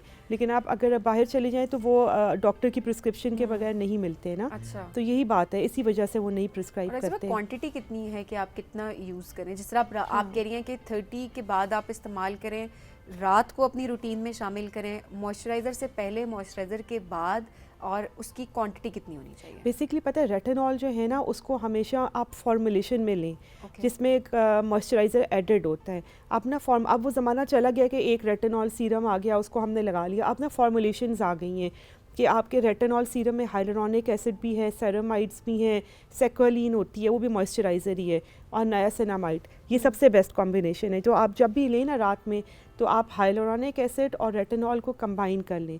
उससे ये कि जो रेटिनॉल के साइड इफ़ेक्ट स्किन पे आते हैं ना कि स्किन बहुत ड्राई हो गई या एक्सफोलिएशन मतलब स्केलिंग शुरू हो गई, वो नहीं होगा आपको। यानी दोनों इकट्ठे लगा लें। इकट्ठे लगा लें, ठीक है। बेस्ट ये अगर आपके पास अलग अलग सीरम्स है तो उनको कंबाइन कर लें। अच्छा अगर नहीं है तो फिर आप ऑल्टरनेट नाइट पे रेटिनॉल और उसकी परसेंटेज ज़रूर देखें, 0.5 से लेके ना 1 तक। ठीक है। अक्सर लोग कहते हैं कि 2% रेटिनॉल, उसका कोई फ़ायदा नहीं, उल्टा नुकसान है ना, तो ये नहीं करना। ओके। अच्छा, रेटिनॉल और हाइलुरोनिक आपने कहा या तो इसे इकट्ठा इस्तेमाल करें या फिर ऑल्टरनेट रखें, एक रात बिल्कुल। रेटिनॉल एक रात हाइलुरोनिक एसिड, लेकिन कर रात लें। को ही दोनों लगाने हैं, सुबह नहीं लगाने। हाइलुरोनिक एसिड आप सुबह भी लगा सकते ठीक हैं, है। जैसे मैंने बताया ना हाइलुरोनिक बेसिकली मॉइस्चर को ट्रैप करता ट्रैप है। कर लेते तो हैं। आप जब भी हाइलुरोनिक लगा रहे हैं, अगर आपकी स्किन ड्राई है तो नीचे पहले आपने जैसे वज़ू किया इशा का ना, और ठीक है। उस पर आपने नम जो आपकी स्किन होती है ना, डैम्प स्किन है, उसके ऊपर आप हाइलुरोनिक लगाएं तो वो मॉइस्चर को ट्रैप कर लेगा। तो आपको अगले दिन एक बहुत अपनी ना जैसे ड्यू ड्रॉप्स टाइप स्किन लगेगी। ओके। ये उसकी एक स्पेशलिटी, और हाइलुरोनिक फ़ौरन रिजल्ट देता है। अच्छा, उसमें उसका पे ही। वैसे जो एक्ने प्रोन स्किन है, ऑयली स्किन जो होती है, उसको कम यूज़ करना चाहिए? बिकॉज हाइलुरोनिक एसिड की जो आप बात करी वो तो कई मतलब जब भी आपने फेस वॉश किया साथ आपने उसको अप्लाई, हम नहीं करते हुए देखा लोगों को, लोग कर रहे होते हैं। सो क्या डिफरेंट होता है स्किन टाइप के लिहाज से? बिल्कुल, आपकी बड़ा अच्छा क्वेश्चन है। एक तो ये कि हाइलुरोनिक जो एक्नी प्रोन स्किन वाले हैं ना, वो ड्राई स्किन पे यूज़ करें। जब आप ड्राई स्किन पे लगाते हैं तो आपको उस तरह का पोर्स क्लॉग वाला मसला नहीं ठीक है। है। और दूसरा ये कि आप ना उसको कॉम्बिनेशन में यूज़ कर लें, जैसे नायासिनामाइड के साथ यूज़ कर लें। बेसिकली हमारी जो होती है ना, हम लोग क्योंकि डर्मेटोलॉजिस्ट जो हैं वो बेसिकली हम लोग डिफरेंट स्किन टाइप से डील कर रहे हैं, डिफरेंट इंग्रेडिएंट से डील कर रहे हैं, तो हमें कोई ऐसी फॉर्मुलेशन चाहिए होती है जिसमें हम कॉम्बिनेशन में दे सकें। जैसे आपने बड़ा अच्छा किया ना कि एक्नी में हम हाइलुरोनिक नहीं दे सकते अगर, तो नायासिनामाइड को ऐड कर लें उसमें ना। अच्छा, ये भी बताएं बेसिक्स से। मैं कहूँगी कि हम ज़रा ना बेसिक्स को भी डिस्कस करें, सो दैट बिल्कुल। हमारी बच्चियाँ इस वक्त जो देख रही हैं वो बहुत ज़्यादा खुद से चीज़ों का इस्तेमाल ना बहुत करें, ज़्यादा है। रिकमेंड करें। नायासिनामाइड ये किस एज से स्टार्ट करना चाहिए और इसके क्या फ़ायदे, साइड इफ़ेक्ट्स हैं? अच्छा, नायासिनामाइड के तो बहुत फ़ायदा, बेसिकली B6 है ना, नायासिनामाइड जो हमारी बॉडी में वैसे भी होती है, लेकिन जो अब नया आया है ना उसमें कि वो एक्नी को बड़ा अच्छा ट्रीट करती है। वो करती है कि आपके जो स्किन के अंदर पोर्स है ना, उनमें फाइबर्स, बेसिकली पोर्स जब स्किन पे नज़र आते हैं इसका मतलब है कि आपका जो फाइबर बैंड्स है ना नीचे से वो डिसरप्ट हो रहे हैं, ठीक है। तो वो फाइबर बैंड्स को बेहतर करती है, तो पोर्स ख़त्म करती है, एक्नी ख़त्म करती है नायासिनामाइड। एंटी एजिंग भी सॉर्ट ऑफ है, कोलेजन इंडक्शन करती है। और अब एक रिसर्च आई है कि फेस पे जो बाल निकल आते हैं ना चेहरे पर, वो भी ख़त्म करती है अगर आप लॉन्ग टाइम में यूज़ कर लें। ओके। तो नायासिनामाइड के बहुत फ़ायदे हैं। और इसको भी रात को ही यूज करना है? नायासिनामाइड भी कोशिश करें रात को। एक तो रात को लगाने के 2 फ़ायदे हैं, एक तो ये कि लंबे टाइम के लिए आप लगा सकते हैं। ठीक है। नंबर 2 ये कि अगर स्किन से सन सेंसिटिविटी नहीं होती ना, क्योंकि सन जब आप पड़ता है ना, सन रेज हमारी किसी भी प्रोडक्ट पे पड़ती हैं तो वो उनको ऑक्सीडाइज कर देता है। राइट। तो ऑक्सीडाइज प्रोडक्ट्स पर हम यूज़ नहीं कर वो सकते। नुकसानदेह हो जाती है। बिल्कुल, ऑल्टरनेट नाइट ये रोज रात को लगा सकते हैं ये आप नायासिनामाइड? रात को रोज़ाना, अगर जो ख़ास तौर पे एक्नी वाली बच्चियाँ हैं ना और इतना वो रेटिनॉइड्स नहीं ले सकती हैं प्रेगनेंसी में भी ख़ास तौर पे, तो वो नायासिनामाइड या बेंजोइल पेरोक्साइड, है। ये बिल्कुल ये सेफ़ है। ज़बरदस्त जी। अच्छा, अब इस थोड़ा सा आगे बढ़ते हैं। सुबह के वक्त आपने हाइलुरोनिक एसिड तो कहा, उसके अलावा सुबह उठते साथ क्या क्या करना चाहिए स्किन के साथ कि वो आपके दिन भर स्किन बेहतर अच्छा, रहे? मेरा ख्याल है डिवाइड भी करते हैं। पहले हम ज़रा बात कर लेते हैं जिनकी ड्राई स्किन है, बिल्कुल क्योंकि सही। सर्दियों में ड्राई स्किन के ज़्यादा ज़्यादा कंप्लेंट्स होती आ रही होती हैं। सो ड्राई स्किन वालों की AM रूटीन क्या होनी चाहिए? अच्छा, AM रूटीन में बेसिकली होता है कि आपने एक तो मुंह तो धोना ही है ना। अच्छा, अक्सर लोग कहते हैं हमें बड़ा फैंसी से फेस वॉशेज़ हैं ना चाहिए, उसकी कोई ऐसा ज़रूरत नहीं होती, क्योंकि फेस वॉशेज़ में होती है इथाइल अल्कोहल। वो विद टाइम कोलेजन डिग्रेडेशन, मतलब कोलेजन जो आपका है ना स्किन का ग्राउंड सब्सटेंस बना रहा है, उसको डैमेज करता है। तो हम कोई इतना डिपेंड करता है कि आप अगर अच्छा फेस वॉश ले रहे हैं उसमें देखें कि वो आपके स्किन के टाइप से हो। अगर ऑयली स्किन है, अगर आप इसे ड्राई कह रही हैं, तो उसमें सेरामाइड्स ज़रूर हो। सेरामाइड्स एक ऐसी चीज़ है जो आपको हाइड्रेटेड रखेगी ना। प्लस ये कि मॉइस्चराइज़र वाला जो है ना, मॉइस्चराइज़र जो ड्राई स्किन वाली, उनमें 2-3 चीज़ें आप देख लें कि क्या है ना उसमें। सेरामाइड्स नंबर 1, एक कोलॉइडल ओट मील बड़ा अच्छा है, कोलॉइडल ओट मील आपकी स्किन को ना बहुत 12 आवर्स के लिए मतलब हाइड्रेटेड रखता है। और सेक्वालिन और अमोनियम लैक्टेट, ये 4 चीज़ें हैं जो बहुत अच्छे मॉइस्चराइजर्स हैं। और अगर हम वैसे देख लें घरेलू उसमें तो ये जो रोगने बादाम या एलमंड ऑयल है ये भी बहुत अच्छा है, ये एज मॉइस्चराइजर आप यूज़ कर सकते तो हैं। ये तो ऐसे मैं कहती हूँ ड्राई स्किन वाले कुछ ब्लेस्ड होते हैं as compared to acne prone skin जिनकी ऑयली स्किन होती है, बिकॉज बहुत सारी चीज़ें वो यूज़ कर सक रहे होते हैं, डिफरेंट ऑयल लेकिन वो एजिंग जल्दी कर जाते हैं, ये एक है। wrinkles तो आना उस शुरू हो लिहाज जाते से हैं। सीबम वाले जो हमारे एक्नी वाले हैं ना वो ज़रा लेट एज करते हैं। अच्छा, तो वो जो हम ड्राई स्किन की बात कर रहे होते हैं वो पोर्स भी उसी ओपन होना शुरू हो पोर्स जाते हैं? ज़्यादा एक्नी प्रोन में एक्ने होता प्रोन है। में ज़्यादा पोर्स ड्राई स्किन वाले बड़े लग रहे होते हैं उस वक्त अच्छे, लेकिन अचानक से रिंकल्स निकल आएंगे आफ्टर 30। खासकर हमारे कश्मीर वाली साइड के जो लोग हैं ना, रिंकल्स हमें आईज के यहाँ पे नजर आते हैं बिल्कुल, और इसी तरह नीचे भी नजर आएंगे और फोरहेड पे भी फोरहेड बड़े स्पेसिफिक रिंकल्स नजर आना शुरू हो जाते हैं ड्राई स्किन Dry जो skin में। पहाड़ों में लोग रहते हैं। बड़ा दुरुस्त का मरी की बात भी अपनी, अदरवाइज भी पहाड़ों के लोगों की बात हम करते हैं। अच्छा, अब एएम रूटीन में ही अगर हम ऑयली स्किन वालों की बात करें तो वो क्या रूटीन रखें? ऑयली स्किन वालों की बहुत कम है। एक तो Okay. ये कि आपने इतना ज़्यादा मॉइस्चराइज़र नहीं लगाना, ठीक क्योंकि है। ऑलरेडी आपकी स्किन जो है ना वो बना रही है मॉइस्चराइज़र, सीबम बहुत ऑयल बहुत ज़्यादा बना रही है। तो अगर आप ज़्यादा लेंगे ना तो ऊपर से फिर पोर्स क्लॉग होंगे और एक्नी होने लग जाएगी। ठीक है, तो आपने करना ये कि आप सीरम बेस लें। सीरम का मतलब ये होता है कि उसमें ना डिस्टल वाटर डला हुआ है। ठीक है। सीरम्स में डिस्टल, जो हमारे लोशंस होते हैं उसमें ऑयल्स होते हैं। तो बेस्ट ये कि आप सीरम्स को करें जिसमें हाइलुरोनिक एसिड हो, ज़्यादा सारा विटामिन सी हो, वो आप सुबह एक लेयर उसकी लगा लें आफ्टर वॉशिंग फेस ना, न्यूट्रल सोप से आपने धोना है। उसके ऊपर आप सन ब्लॉक लगा लें। सन ब्लॉक नंबर 1 चीज़ है जो हम मेजॉरिटी लोग बता भी रहे होते हैं, तो मैं भी इतनी दफ़ा बता चुकी हूँ ना कि लोगों को भी, पेशेंट्स को भी होता है जी मैडम वो सन ब्लॉक तो हम लगा ही रहे हैं, लेकिन अब फिर भी लोगों को बताना पड़ता है कि आप अपने according to skin type sun block लें। जैसे आप जेल सन ब्लॉक, एक्नी वालों के लिए जेल सन ब्लॉक बेहतर रहेगा। बिल्कुल। डॉक्टर साहब, टोनर्स वो क्या दोनों स्किन टाइप्स के लिए बेहतर होता है, या एक्नी वालों को नहीं यूज़ करना चाहिए या ड्राई स्किन वालों को? क्योंकि फेस वॉश के बाद मेकअप आप जब क्लेंस कर रहे हैं क्लेंजर से एंड देन आप टोनर का यूज़ कर रहे हैं तो वो बाकी का मेकअप आपका होता है, उसके भी नुकसानात होते हैं या फिर फायदे? टोनर क्योंकि बहुत एक तो कम देर के लिए रहता है फेस पे ना, ठीक है। इतनी देर रहता नहीं है, तो वो टोनर इतना सिग्निफिकेंट नहीं है स्किन के ठीक रूटीन है। में जितना हमने बनाया हुआ है। अच्छा, अगर आपको एक्नी है तो सैलिसाइलिक बेस आप ज़रूर ले लें, वो ठीक है। और बाकी ये कि अगर आप मेकअप उतारने के लिए जैसे हमारा आता है माइसेलर वाटर आता है, वो बेहतर है टोनर से ना। ओके, बिल्कुल, तो वो ज़्यादा रिकमेंडेड भी ऐसा ही है बिल्कुल। अच्छा, ठीक और अगर मिक्स्ड स्किन हो तो होती है कुछ Combination skin, वो क्या स्किन है? है, टी आपका ऑयली है बाकी है। ड्राई वो बेचारे क्या करें, उनके लिए तो वैसे सबसे ज़्यादा मुश्किल उनके लिए मेजॉरिटी होती जो है। एक्नी प्रोन भी होते हैं ना वो भी सिर्फ विंटर्स में कॉम्बिनेशन वाले हो जाएंगे ना, तो उसमें यही है कि अगर आपकी ड्राई स्किन हो रही है तो फिर आप वही सीरम बेस लगा लें मॉइस्चराइज़र, और ऊपर सन ब्लॉक लगा लें। अगर फिर भी आपको लग रहा है, जैसे इनके ज़्यादातर मैंने देखा है जो एक्नी प्रोन है वो ही जाते हैं कॉम्बिनेशन की तरफ। ये मेरा वो हाल है, मेरी कॉम्बिनेशन स्किन है, मेरी स्किन एकदम, क्योंकि जब एक्नी प्रोन आप कहते हैं तो डॉक्टर रिकमेंड कर देते हैं अक्सर, वो होता है कि बिल्कुल, ऑयल आपने निकाल देना है, और वो मैं जब फेस वॉश करती हूँ तो मेरी स्किन अकड़ जाती है proper, then I have to use moisturiser. जब आप वो मॉइस्चराइज़र यूज़ करते हैं तो आपकी स्किन थोड़ी देर के बाद ऑयली होना शुरू हो जाती है, ऐसा ही और है। फिर आपको नहीं, आपने बस अब ऐसा यूज़ करना है, माइसेलर वाटर यूज़ करिए, साथ आप हाइलुरोनिक एसिड और विटामिन सी का कोई मॉइस्चराइज़र वो आप यूज़ कर अच्छा, सकती विटामिन हैं। सी भी बहुत सारी जो एक्नी प्रोन स्किन है उनको भी ट्रिगर सूट करता नहीं है, करता। सूट नहीं करता। वही बात फिर आ जाती है कॉम्बिनेशंस पे ना, कि डायरेक्ट विटामिन सी आपने लगा लिया तो फिर आपको इरिटेशन, फिर आप हाइलुरोनिक के साथ, हाइलुरोनिक बड़ी अच्छी चीज़ है, आप किसी के साथ भी, जैसे वो कहते हैं ना लोटे हैं, वो हर के साथ जुड़ जाता है हाइलुरोनिक, सबके साथ वो काम करता है। और अक्सर जो हाइड्रेशन कराते हैं काफ़ी सारे लोग, वो भी क्या दोनों स्किन्स के लिए बेहतर होती है? हाइड्रेशन बेसिकली पीआरपी की अगर हम बात कर लें, हाँ, पीआरपी तो बेसिकली आपके कोलेजन इंडक्शन कर रहा है ना, वो सारे यही काम कर रहे हैं। वो जो आपके अगर डिप्लीशन हुई भी है ना कोलेजन की या हाइलुरोनिक की, वो उसको इंक्रीज़ करता है। तो अगर आप हाइलुरोनिक एसिड ऊपर से लगा रहे हैं ना, हाइलुरोनिक बेसिकली जो आपको ग्लो सी आती है ना चेहरे पे, वो हाइलुरोनिक की वजह से आती है।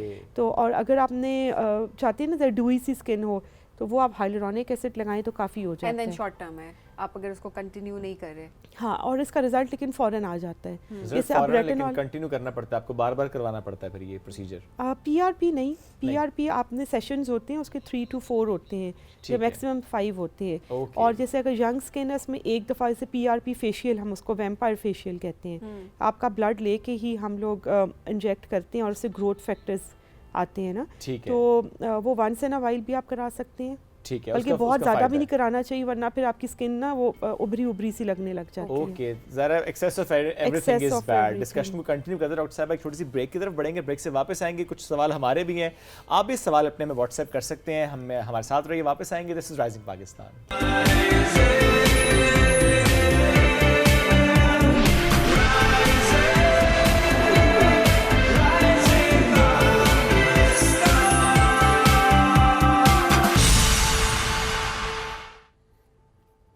वेलकम बैक जी। राइजिंग पाकिस्तान में आपको कहेंगे खुश आमदीद। डॉक्टर साहब हमारे साथ मौजूद है और हम जरा स्किन केयर के हवाले से बात करें, क्योंकि बहुत सारे जब हम टॉपिक्स की बात कर रहे हो तो कि आप हमें रिकमेंडेशन भेजें, तो स्किन के हवाले से, बालों के हवाले से बहुत ज़्यादा हमें इन टॉपिक्स की रिकमेंडेशन आ रही होती है। तो आज जरा हम बात करेंगे किस तरह से ये जो बदलता मौसम है या ओवरऑल भी जो आपकी स्किन के रूटीन है वो क्या होनी चाहिए आपकी स्किन टाइप्स के परस्पेक्टिव से। इससे पहले हमने डिस्कस किया ब्रेक से पहले कॉम्बिनेशन स्किन और ड्राई स्किन, उसमें आपकी रूटीन AM की क्या होनी चाहिए और ऑयली भी ऑब्वियसली। अब ज़रा हम बात करेंगे PM, आपकी रात की रूटीन, जो आपकी शाम की रूटीन जो है वो किस तरह की होनी चाहिए। डॉक्टर साहिबा, सबसे पहले हम ड्राई स्किन से स्टार्ट करते हैं कि शाम की रूटीन, रात की रूटीन क्या होनी, सोने से पहले क्या करें। सोने से पहले बेसिकली यही आपने करना है कि एक तो मैंने आपको शुरू में बताया था रेटिनॉल शाम को यूज़ कर सकते सही हैं। है। अब ड्राई स्किन वालों ने वही ध्यान करना है कि रेटिनॉल या तो ऑल्टरनेट नाइट यूज़ करें या कॉम्बिनेशन जो हाइलुरोनिक के साथ है ना उसको यूज़ कर लें। ठीक है। ठीक है। दूसरा आपने ये करना है कि जो ड्राई स्किन वाले उन्होंने मॉइस्चराइज़र करना है यूज़, मॉइस्चराइज़र प्रॉपर वाला, क्योंकि वैसे तो ओवरनाइट जब हम सोते हैं ना तो हमारी सारी बॉडी रिजुविनेट हो रही होती है। अल्लाह ताला का निज़ाम ऐसा है कि हमारे ना ऑयल ग्लैंड्स उस वक्त एक्टिव हो जाते हैं, तो अगर आप ना भी लगाएं ना मॉइस्चराइज़र तो रात को आपकी स्किन मॉइस्चराइज हो रही होती है। Okay. ठीक है। अगर आपने हाइलुरोनिक और रेटिनॉल लगा लिए तो सुबह फिर आप मॉइस्चराइज़र लगाएं। शाम को ना हमारे जैसे पिगमेंटेशन वाले पेशेंट्स बहुत होते हैं, तो पिगमेंटेशन वाले पेशेंट्स को मैं कहती हूँ उसमें जितनी चीज़ें होती हैं ना पिगमेंटेशन को कंट्रोल करने वाली, वो रात को ही लगानी है आपने, वो कभी भी भूल के सुबह नहीं लगानी है आपने। जैसे वो ऑक्सीडाइज हो जाती हैं, सही। तो जैसे आपके आर्बुटिन है, कॉजिक एसिड है, राइस एक्सट्रैक्ट्स हैं, या फिर ग्लूटाथायोन, विटामिन C, तो चले सुबह आप लगा लें, लेकिन ये चीज़ें आपने रात को ही लगानी है ना, ठीक। तो इसका ध्यान रखना और है। Oily skin? और ऑयली स्किन का भी यही तकरीबन है कि रेटिनॉल्स आप यूज़ कर सकते हैं ठीक रात है। को। अगर आपकी पिंपल की कोई क्रीम है या फॉर्मुलेशन आपकी है सीरम वगैरह, तो वो आप ओवरनाइट यूज़ करेंगे। ठीक है। अब अच्छे फॉर्मुलेशंस आ गई हैं, पहले ये होता था कि सिर्फ एक एंटीबायोटिक है और एक रेटिनॉइड है, वो आप लगाएंगे वो स्किन एक्सफोलिएट हो रही है, सही है। लोग आते कि ये तो दवाई से हमें रिएक्शन हो गया है ना। तो अब ऐसे आ गई, इसमें हाइलुरोनिक भी ऐड है, उसमें आपका नायासिनामाइड है, मेंडेलिक एसिड है, तो वो आप रात को यूज़ कर लें। बिल्कुल ठीक है। वैसे अब बच्चों की बात करते हैं, स्पेशली जो इस मौसम में बच्चे पैदा होते हैं, वो भी आते होंगे आपके पास अपने स्किन बिल्कुल। को के कंसर्न के साथ, उनके पेरेंट्स लेकर आते होंगे उनको, कि बिल्कुल। वाकई ऐसा होता है? देखो ऐसे होता है अक्सर, जैसे उनके दूसरा या तीसरा बेबी भी हो रहा है, लेकिन वो इतने परेशान होते हैं कि हमारी ये देखिए ना इस बच्चे को, पहले तो किसी बच्चे को ऐसा नहीं हुआ, एक्नी नहीं कहते, छोटे दाने निकल आएंगे या स्किन बहुत ड्राई होकर बच्चों को माथे पे एक्सफोलिएट, देखे हैं, माथे पे छोटे-छोटे दाने निकले हुए बिल्कुल होते हैं। ना। तो वो ये होता है कि बेसिकली इस मौसम में जो बच्चे पैदा हो रहे हैं ना उनका आपको एक्स्ट्रा केयर भी करना है। Okay. एक तो उनको मॉइस्चराइज बहुत ज़्यादा रखना है, प्लस हम वुलन कपड़े बहुत भर भर के बनाना शुरू कर देते बिल्कुल। हैं, तो कोशिश करें नीचे टोपियाँ? टोपियाँ बहुत ना, तो कॉटन के पहले पहना लें। पहले आप नीचे कॉटन की अंडर जो है ना शर्ट्स पहना लें, और ऊपर से बेशक आप वुलन कपड़े ऊपर से हम पहनाएं। भालू बनाए कोई मसला हाँ नहीं है। ऐसे ही, लेकिन आपका स्किन कांटेक्ट में जो आ रहा है वो कॉटन होना चाहिए। Okay. सही। ठीक है। और ताकि एलर्जिक ना हो ना आगे, और मॉइस्चराइज हो बहुत ज़्यादा, ठीक है। थिक मॉइस्चराइज़र यूज़ करें। एक प्लस ये हो गया कि बेबी सोप्स लोग बहुत यूज़ करते हैं, बेबी सोप्स भी बड़े फैंसी किस्म के आजकल आ गए, इनमें स्वीट वो सेंट्स वगैरह ऐड होते हैं जो खुशबू वाले होते हैं ना, बिल्कुल। वो भी बच्चों को ना रिएक्शन कर जाते हैं। तो Okay. कोशिश करें जैसे आमतौर पे जो एक मॉइस्चराइजिंग बार टाइप आती है जो इतना सोप टाइप ना हो, उसको यूज़ कर लें। और अगर आपने कुछ भी नहीं करना है ना, तो बच्चे को नहलाने के बाद जब जिस्म तर हो उसका ना, उसके ऊपर आप वेज़लीन, पेट्रोलियम जेली वगैरह खुशबू वाली लगा दें, तो वो Okay. काफ़ी अच्छी लेयरिंग हो जाएगी। डॉक्टर साहब कुछ लोग टोटके भी करते हैं ना बच्चों की स्किन को लेकर, उनकी हेल्थ को लेकर। आपके पास केसेस आते होंगे ऐसे कि जो टोटका किया और फिर टोटका खराब हो गया और फिर उन्होंने कहा डॉक्टर साहब आप कुछ हल निकालें अब? टोटके तो बहुत, एक तो वो गुट्ठी देने वाला बहुत है ना, उससे बच्चों की तबीयत ख़राब होती है, फिर उनको फूड एलर्जीज़ हो जाती हैं। तो ये तो मैं हर उसमें अगर शहद फॉरम चटाना और वो सब? गलत चीज़ है। उससे ये होता है कि बेसिकली फिर ना बच्चों को फूड एलर्जीज़ हो जाती हैं। जब फूड एलर्जीज़ होती हैं तो वो स्किन पे आ जाती हैं। तो ये शुरू से एक तो ध्यान रखिए ना, गुट्ठी, शहद, नहीं, दादियों को नहीं रोक सकते आप। बस ये कि अगर अवेयरनेस हो जाए तो शायद, अब तो दादियाँ इतनी समझदार आ गई हैं ना, अब वो वाली दादियाँ नहीं रही हैं मेरे ख्याल में। तो बस ये कि आप ये ध्यान रखें। प्लस ये कि जैसे अक्सर लोग नहीं बाल उतरवाते, हमारी सुन्नत है ना कि बाल बिल्कुल, उतरवाना है बिल्कुल। फ़ौरन विदिन 7 डेज़ बच्चों के बाल उतरवाने हकीका, तो वो फिर सर पे खुश्की नहीं जमा होती। तो ओके। ये ध्यान करना है, क्योंकि हमें किसी वजह से ही कुछ बताया गया है कि बिल्कुल आप ऐसे ये ही है। रिचुअल्स फॉलो करें ना, तो उसको ज़रूर करें। बच्चों के बाल उतरवाएं ताकि लॉन्ग टर्म उनको सिबोरिया या सिबोरिक डर्मेटाइटिस, क्रेडल कैप जिसे कहते हैं, वो ना हो ना। ओके। अच्छा, बच्चियों में स्पेशली हम देखते हैं कि बहुत छोटी बच्चियों में 8, 9, 10 साल फोरहेड पे उनके पिंपल्स आना, एक्नी आना शुरू हो जाते हैं, क्यों?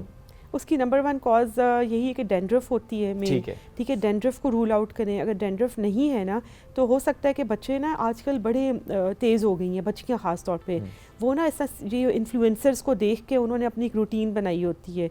मेरी अपनी फैमिली में ना बच्चियाँ वो हाइलुरोनिक एसिड और वो मल मल के उन्होंने फिर वो एक्नी करवा लेती हैं। 9-10 एक साल की बच्चियाँ। फिर बेबी स्किन तो गायब। बेबी स्किन तो गायब ना, 9-10 क्या 8 साल की बच्चियाँ इस तरह ना। तो उनको यही होना चाहिए कि तो पेरेंट्स मॉनिटर करें कि बहुत ज़्यादा स्किन प्रोडक्ट्स ना यूज़ करें। प्लस अगर ये डेंड्रफ के मसले को ठीक करें, और फिर सिंपल एंटीबायोटिक की ऑइंटमेंट्स आती हैं, सही है। इनको रेटिनॉइड्स आपने बिल्कुल नहीं देने ना। सैलिसाइलिक एसिड बेस या मेंडेलिक एसिड, बेंजोइल पेरोक्साइड की ऑइंटमेंट्स आती उससे हैं, कंट्रोल हो जाता है। उससे ओ, कंट्रोल हो जाएगा इंशाल्लाह। डॉक्टर साहब, thank you so much for joining us today. हमारी कोशिश यही थी कि आज के इस नशिस्त में हम ना सिर्फ बड़ों की बल्कि बच्चों की स्किन केयर रूटीन पर बात कर सकें। चेंज ऑफ वेदर का एक इम्पैक्ट हमारी स्किन पर भी होता है, और फिर स्किन टाइप आपकी जो है वो डिफाइन कर रही होती है कि क्या गड़बड़ हो सकती है। तो उस गड़बड़ से कैसे आपने बचना है, रात को सोने से पहले आपने क्या केयर करनी है, सुबह उठते साथ क्या करें, जिसमें सबसे जो बुनियादी बात है वो है आपने सन ब्लॉक का इस्तेमाल करना है। That's very important. And then again हमने बहुत बेसिक ओवरऑल Yes. हमने एक जेनेरिक करके चीज़ों को डिस्कस किया। अगर आपको कोई स्किन कंडीशन है एंड इफ यू थिंक कि ये चीज़ें आपको शायद सूट नहीं करती, आप ट्राई भी कर चुके हैं, तो अपने डॉक्टर से मशवरा करें, Absolutely. एक्सपर्ट से मशवरा करने के बाद अपनी स्किन पे आप कुछ भी इस्तेमाल करें। और पानी ज़्यादा से ज़्यादा पिएं और खुश रहें। अच्छा सा वीकेंड गुजारें, बहुत सा ख्याल रखें, दुआ में याद रखें। दोबारा मुलाकात मंडे को करेंगे। अल्लाह हाफिज़।